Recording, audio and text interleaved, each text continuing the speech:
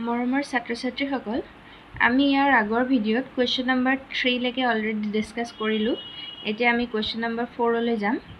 ইয়াত কিছুমান চিত্ৰ অংকন কৰিবলৈ দিছে, কিছুমান পিকচাৰ ড্ৰ কৰিবলৈ দিছে। ইয়াতে 5টা সিচুৱেশ্যন দিছে, সেই 5টাৰে ডায়াগ্ৰাম ড্ৰ কৰিবলৈ দিয়া হৈছে। গতিকে আমি এটা এটাকৈ এতিয়া চেষ্টা কৰিম। প্ৰথমটো কৈছে পি বিন্দুত PQ আৰু PT মিলিত হৈছে। PQ and PT meet at the point P.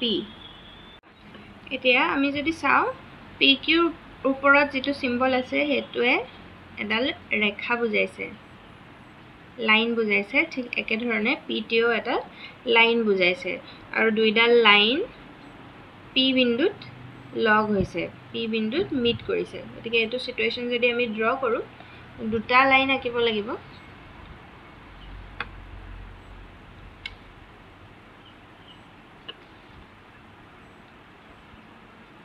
ধৰি লোৱা হল এটো PQ, এই লাইনডালে PQ বুজাইছে।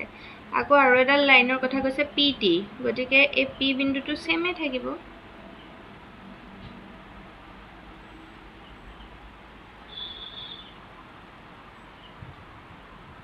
আমি এই ধৰণে ড্ৰ কৰিব পাৰো। ইয়াত দুইটা লাইনে P বিন্দুত কটাকটি কৰিছে আৰু এটা হ'ব PT। ইয়াৰ পিছৰটো দিছে O বিন্দুত OA, OB আৰু OC মিলিত হৈছে। OA, OB and OC meet at the point O. তাৰমানে ইয়াতে O টো এটা কমন পইণ্ট। এই O পইণ্টতে তিনিডাল লাইন অৰ্থাৎ তিনিডাল ৰেখা লগ হৈছে। গতিকে আমি এই ধৰণে আঁকিব পাৰো। এই কমন পইণ্টটো আমি যদি O বুলি লৈ লওঁ, তেতিয়া হলে এফালে আমি আঁকিব পাৰো OA, এফালে এই ধৰণে আঁকিব পাৰো আমি OB, আকৌ এইফালে আঁকি ল'ব পাৰো OC।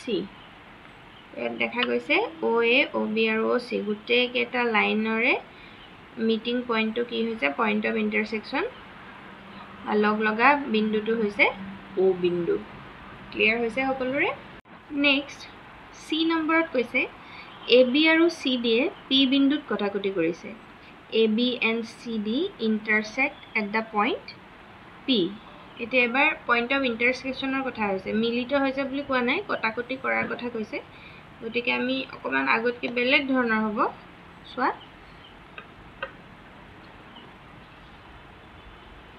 ধৰি লোৱা হল এডাল AB, যেহেতু কটাকটি কৰিছে দুইডাল, ইডালৰ ওপৰেৰে আনডাল পাৰ হৈ যাব লাগিব, তেতিয়াহে কটাকটি কৰিব।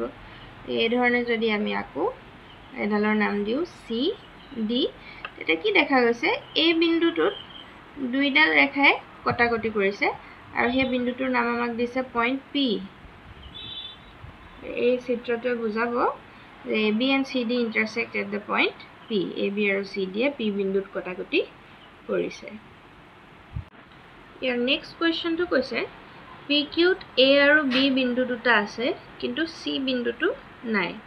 The 2 points A and B are on PQ, but C is not. ইয়াত প্ৰথম যেহেতু এটা লাইনৰ কথা কৈছে PQ ৰেখাৰ কথা কৈছে, গতিকে আমি প্ৰথম ৰেখাডাল আঁকি লওঁ।